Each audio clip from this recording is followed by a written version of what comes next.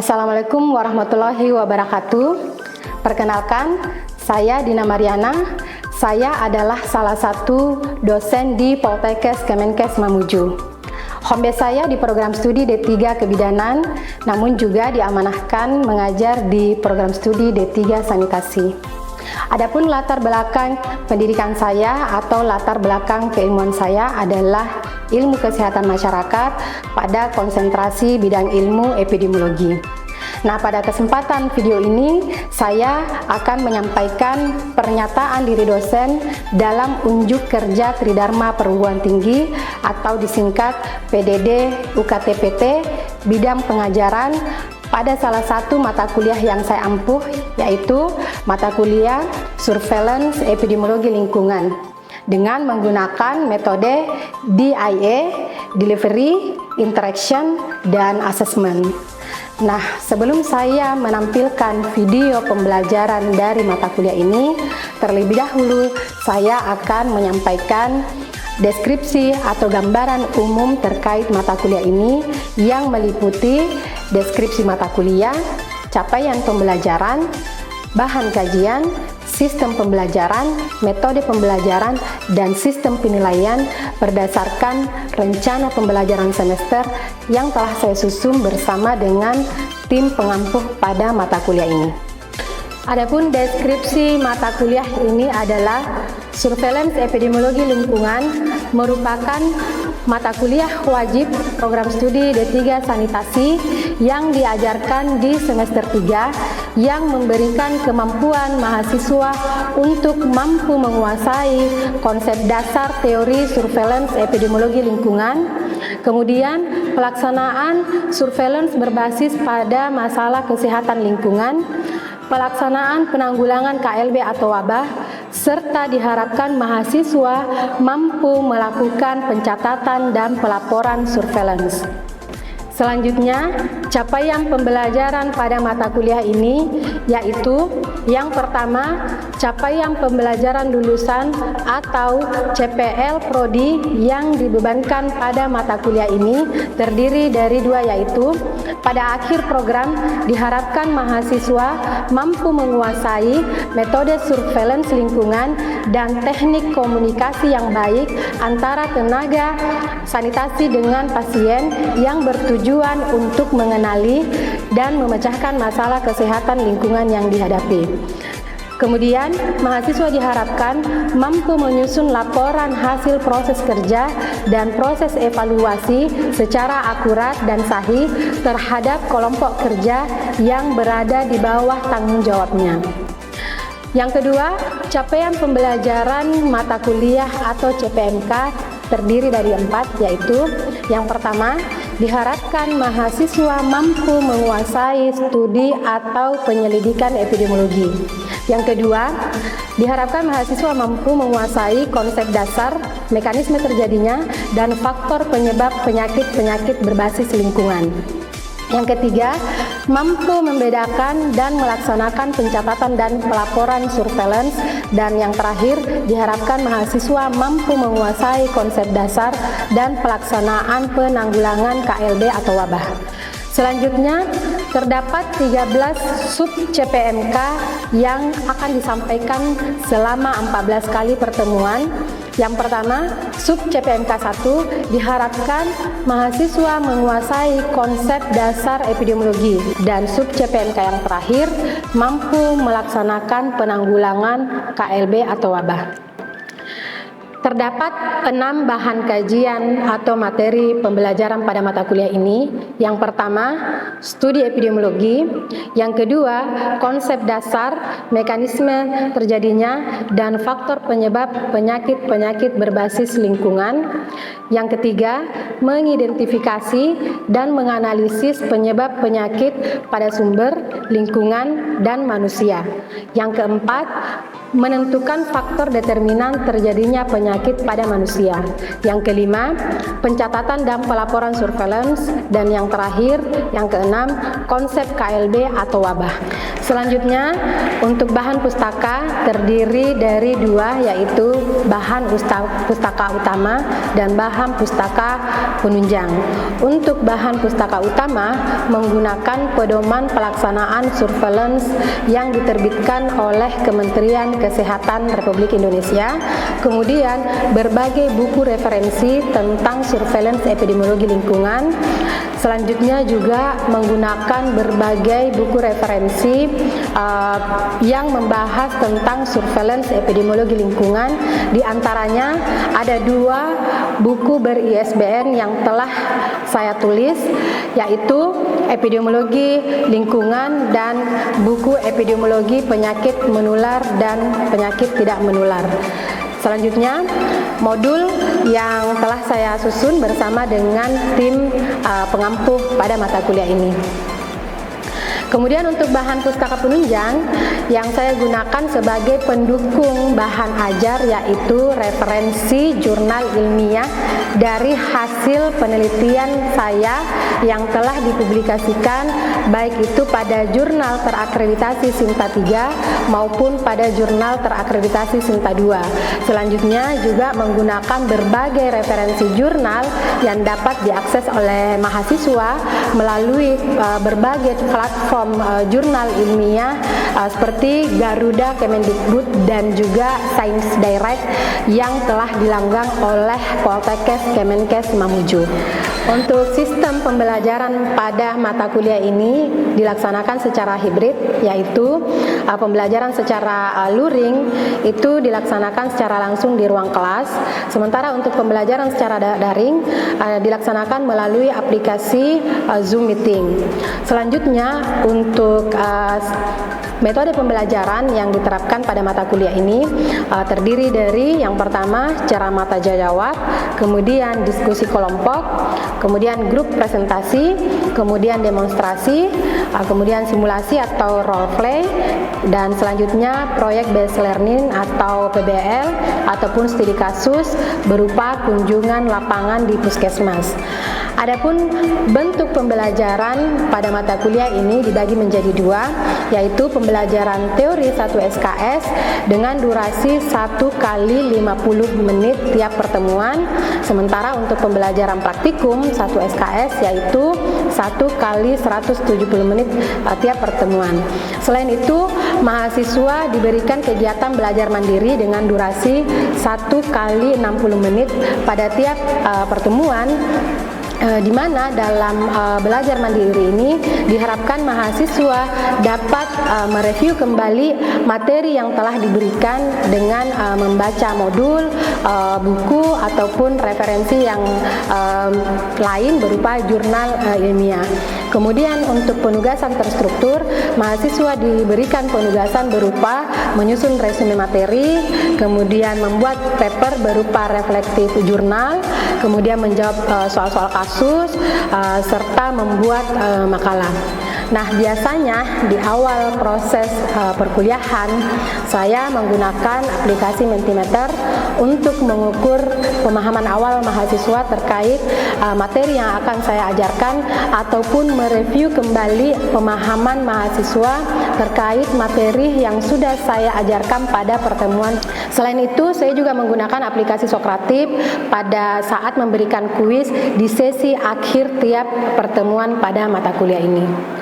Nah, adapun sistem penilaian pada mata kuliah ini terdiri dari dua, yaitu teknik penilaian dan kriteria penilaian.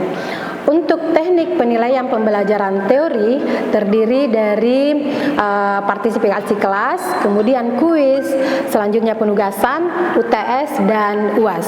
Nah, untuk kriteria ini terkait dengan indikator-indikator penilaian yang ada pada rubrik penilaian, baik rubrik penilaian partisipasi kelas, rubrik penilaian kuis, rubrik penilaian resume, rubrik penilaian paper atau reflektif jurnal, kemudian rubrik penilaian makalah, rubrik penilaian presentasi kelompok, Selanjutnya rubrik penilaian kuis, kemudian pedoman penskoran untuk soal UTS maupun soal UAS. Nah, untuk penilaian pada pembelajaran praktikum terdiri dari dua, yaitu observasi praktikum dan laporan praktikum. Nah, untuk kriteria penilaian pada pembelajaran praktikum ini terdiri dari rubrik penilaian observasi praktikum atau praktik lapangan dan rubrik penilaian laporan praktikum atau praktik lapangan. Nah, biasanya rubrik penilaian ini saya sampaikan di awal pertemuan saat saya menjelaskan rencana pembelajaran semester dan kontrak perkuliahan. Nah, untuk pengukuran capaian pembelajaran pada mata kuliah ini menggunakan portofolio atau matriks penilaian mata kuliah yang menunjukkan pencapaian mahasiswa setiap sub CPNK, di mana pengukuran sub CPNK ini dinilai berdasarkan penugasan, kuis, partisipasi kelas, kemudian UTS dan UAS, kemudian observasi praktikum atau praktik lapangan, serta laporan praktikum atau praktik lapangan. Oke, Assalamualaikum warahmatullahi wabarakatuh.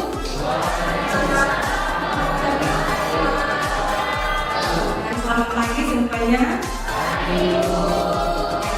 Saya semua. Bagaimana kabarnya hari ini? Mudah-mudahan semua ya. Alhamdulillah ya, hari ini acaranya dalam keadaan yang sehat untuk memulai ya hari ini dengan mata kuliah sekalian ekonomi lingkungan.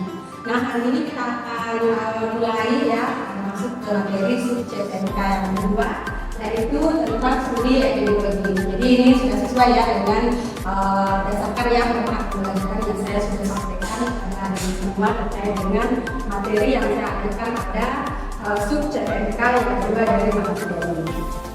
Oke. Oke, baik, sebelum lanjut ke materi ya, jadi ada pun ya capaian pembelajaran yang diharapkan setelah adik-adik mengikuti pertemuan hari ini. Tentunya diharapkan mahasiswa tentunya akan menguasai ya studi epidemiologi ini. Nah, dalam materi ini ada 3 ya pembahasan yang akan kita bahas bersama. Yang pertama itu adalah studi epidemiologi deskriptif, kemudian studi epidemiologi analitik, dan yang ketiga adalah studi epidemiologi eksperimental. Nah, sebelum masuk ke materi ini, saya ingin mereview dulu ya, mendengarkan kembali ya pernyataan dari saya terkait dengan materi pada pertemuan minggu lalu ya.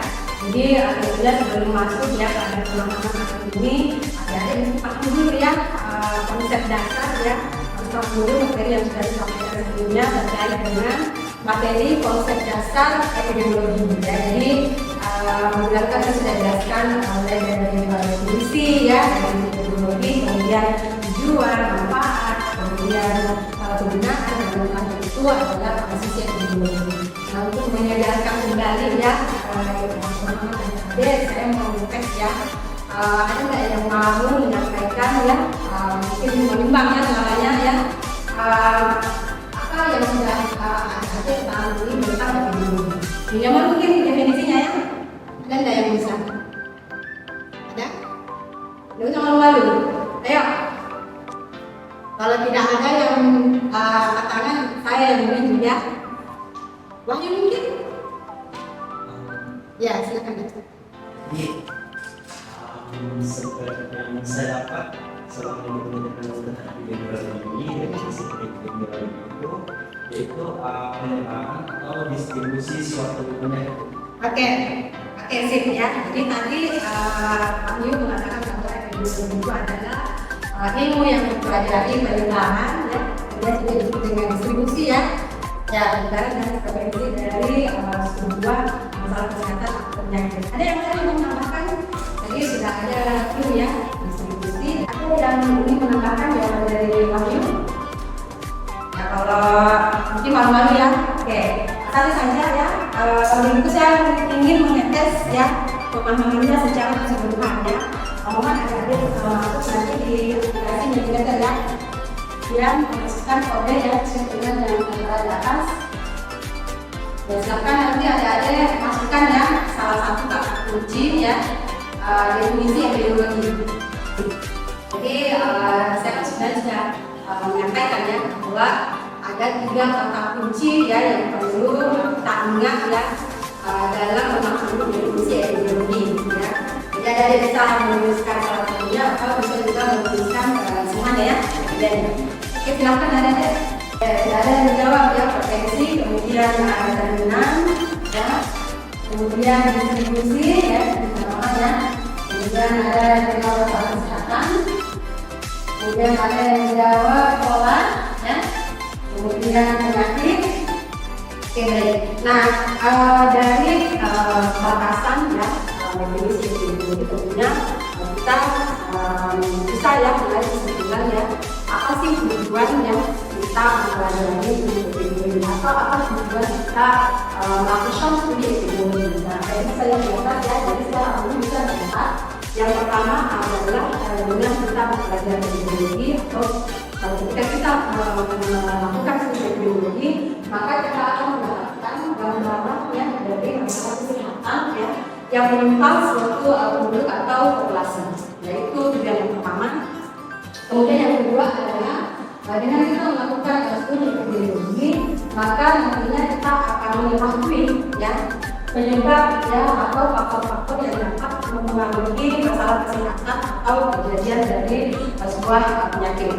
Nah, untuk epidemiologi observasional itu dibagi menjadi 2 ya. Ada namanya epidemiologi analitik ya, dan ada epidemiologi deskriptif. Nah, untuk epidemiologi deskriptif ini dibagi menjadi 2. Ada namanya PSAOT ya, kemudian ada PSAOT. Kemudian untuk epidemiologi analitik itu dibagi menjadi 3. Ada PSAOT, kemudian ada profesional study, dan terakhir ada mohon yang studi. Kemudian untuk penelitian eksperimental ya, atau epidemiologi eksperimental itu dibagi menjadi 3. Yang pertama ada eksperimental, yang kedua ada eksperimental fase eksperimental, kemudian juga disebut dengan eksperimen semu, dan yang ketiga adalah eksperimen yang disebut dengan eksperimen semu. Jenis-jenis dari desain epidemiologi akan kita bahas satu-satunya. Perlakuan, ada 4 perlakuan ya, 7 perlakuan. Jadi kalau penelitian observasional itu kan sesuai dengan namanya ya, studi observasional. Jadi kan secara sederhana kalau kita mengartikan observasional itu adalah sebuah pengamatan ya, jadi sebuah bentuk pengamatan sehingga pada studi ini tentunya tidak ada perlakuan ya yang diberikan pada subjek penelitian ya ataupun sampel penelitian ya penelitian karena kita hanya sebatas pengamatan saja ya.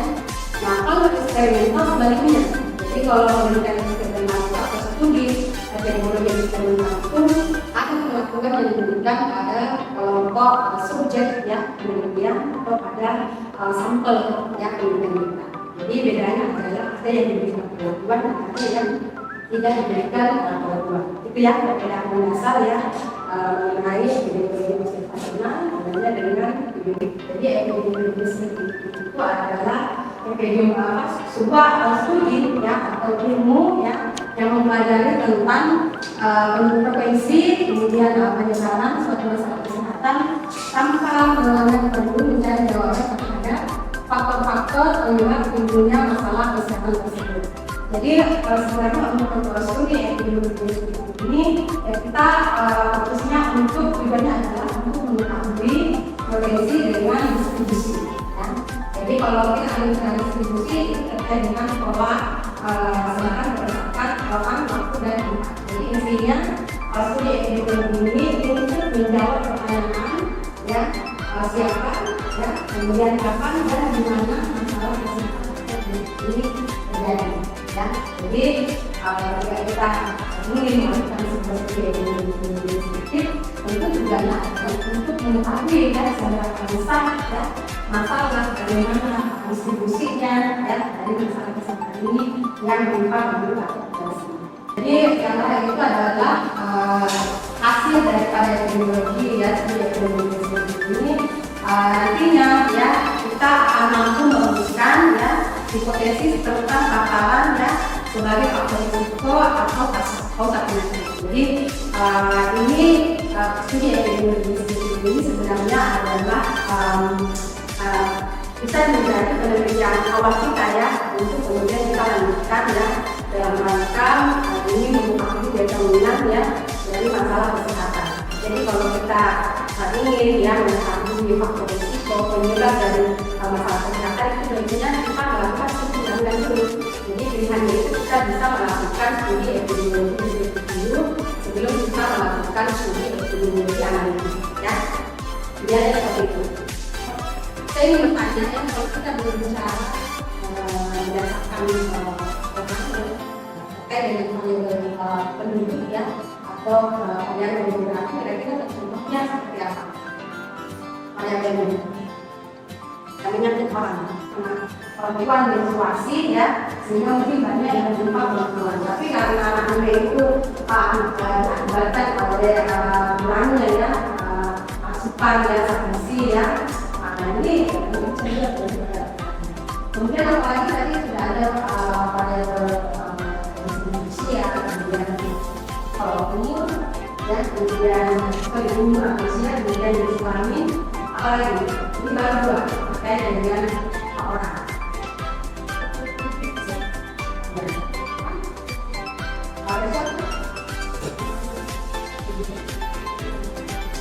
Faktornya ya, jadi sebenarnya sudah masuk kepada kehidupan ya. Jadi karena memang kesehatan atau penyakit itu karena hereditaritas atau itu berlaku. Apalagi dan hereditaritas ya. Oke. Jadi kalau berlaku tentunya apa? Yang bisa mempengaruhi ya kesehatan seseorang, atau yang bisa menyebabkan terjadinya masalah kesehatan. Perilaku apa kira-kira yang bisa membuat orang itu gampang mengalami penyakit? Ya, misalnya perilaku PHBS, membuang sampah ya. Oke, perilaku membuang sampah secara sembarangan. Kemudian apa lagi? Ya, PHBS ya, yang rendah. Kemudian apa lagi? Pola konsumsi, pola makan yang tidak sehat ya. Apalagi? Ya. Kira banyak contoh ya, terutama kalau kita menggunakan penyakit-penyakit yang faktor-faktor yang bisa menyebabkan terjadinya penyakit-penyakit seperti contohnya tadi yang sudah disampaikan karena misalnya kita sampaikan secara sembarangan. Nah, kita masuk ke studi konsensual ya, kemudian saya juga disebut dengan studi konsultan ya. Jadi studi konsensual tadi ini adalah suatu penelitian ya untuk mempelajari dinamika korelasi ya, hubungan antar faktor-faktor resiko dengan efek dengan cara melakukan observasi atau pengamatan meskipun pengumpulan data sekaligus pada suatu waktu, pada satu waktu, atau biasa juga disebut dengan istilahnya point time approach ya. Jadi artinya tiap subjek penelitian hanya diobservasi satu kali saja ya, dan pengukuran yang dilakukan terhadap suatu karakter yang variabel atau variabel subjek ini dilakukan saat pemeriksaan. Jadi paparan tadi dengan penyakit ya ataupun masalah kesehatan itu diukur secara bersamaan ya. Nah, studi pemangkutan ini juga biasanya disebut dengan studi prevalensi ya. Nah, ini saya kasih contoh. Ini contoh salah satu penelitian yang pernah saya lakukan di tahun 2017. Pada saat itu saya ingin mengetahui bagaimana faktor-faktor yang berhubungan tentang dengan yang berhubungan dengan pemberian akses positif di salah satu puskesmas yang ada di Kabupaten Mamuju, yang mengingat pada saat itu ya rendahnya cakupan akses positif di Kabupaten Mamuju, khususnya di puskesmas yang saya teliti. Berdasarkan penelitian ini ini mendapatkan hasil ya adanya hubungan antara pengetahuan tubuh ya dengan kemudian akses positif. Jadi dari hasil penelitian ini dikatakan bahwa semakin bisa disebutkan ya semakin baik ya pengetahuan tubuh itu juga akan semakin tinggi yang mereka memberikan ya akses kepada orang ini pun sebaliknya ya. Jadi ini contohnya kita ingin mengetahui hubungan ya suatu masalah kesehatan dengan paparan studi epidemiologi dengan menggunakan desain prosesional study. Dan dua jenis ya, ada dua jenis yang bisa kita gunakan untuk penelitian atau studi eksperimental ini. Yang pertama ada namanya one shot test study, kemudian yang kedua ada namanya one group test dan test design. Baik, jadi itu tadi ya penjelasan terkait dengan studi epidemiologi. Sampai di sini mungkin ada yang ingin bertanya, mungkin masih ada yang kurang jelas dari materi tadi. Silahkan mungkin kalau ada yang mau bertanya. Oke, silahkan Santo. Baik, terima kasih atas waktunya. Ya. Bu, jadi yang saya mau tanyakan Bu, jadi studi epidemiologi apa yang paling ideal untuk digunakan pada penelitian KTI kami nantinya? Oke, sip. Bagus ya pertanyaannya ya. Wah, sudah sangat luar biasa Santo ya. Kalian masih semester 3 belajar studi epidemiologi, sudah punya pemikiran, rencana penelitiannya nanti bagaimana ya.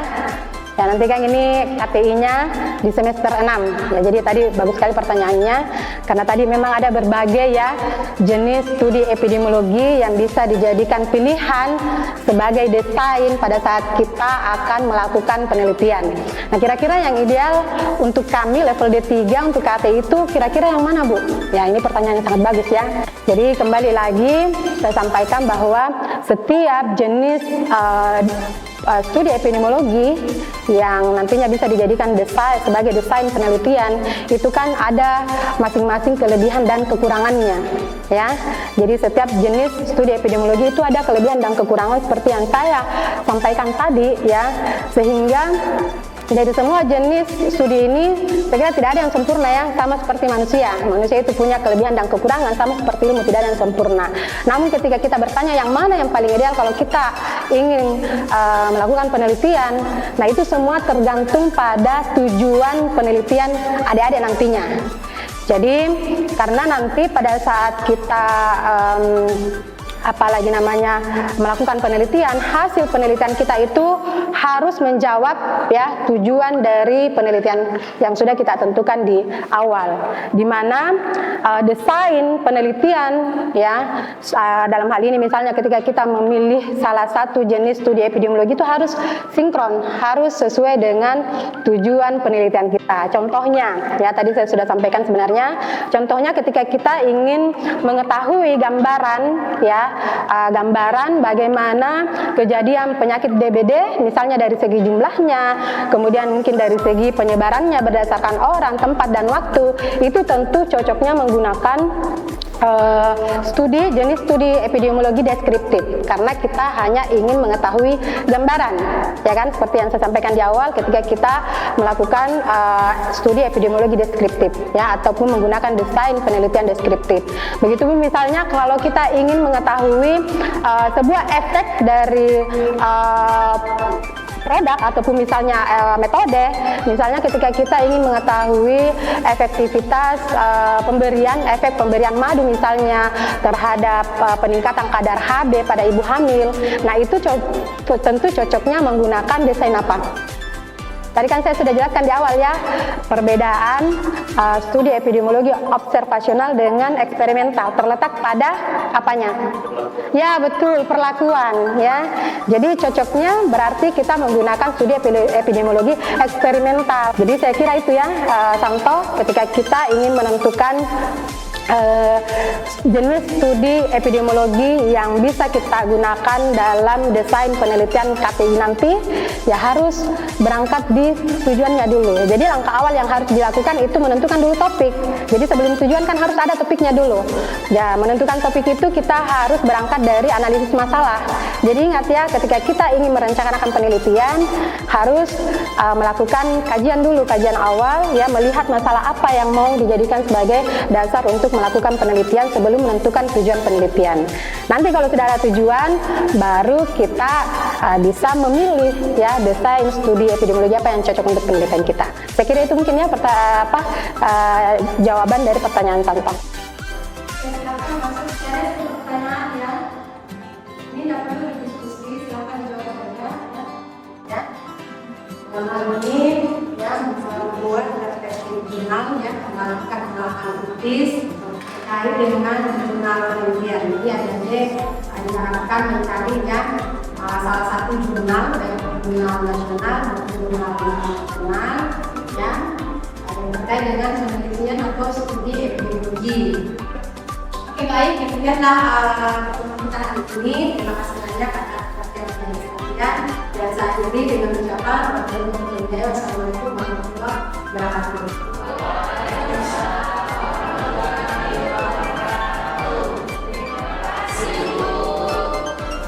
Ya.